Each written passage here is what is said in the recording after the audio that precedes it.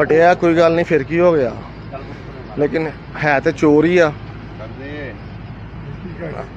ਚੋਰ ਹੀ ਆ। ਅੱਛਾ ਹਾਂ ਚੋਰ ਆ, ਚੋਰ ਆ, ਤੁਸੀਂ ਚੋਰ ਆ। ਮੈਂ ਮੂੰਹ ਤੇ ਕਹਿੰਦਾ ਤੁਸੀਂ ਚੋਰ ਆ। ਤੁਸੀਂ ਆਵਾਮ ਦਾ ਖੂਨ ਪੀਤਾ ਹੋਇਆ ਵਾ।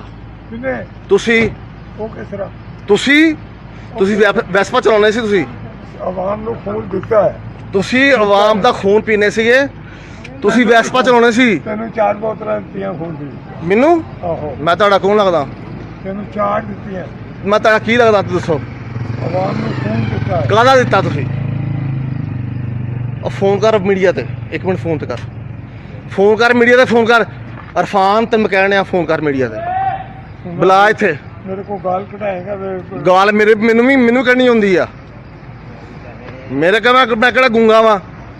ਆਪ ਪਰੋੜੇ ਫਿਰਨੇ ਆ, ਵੈਸਪਾ ਚਲਾਉਣੇ ਤੂੰ।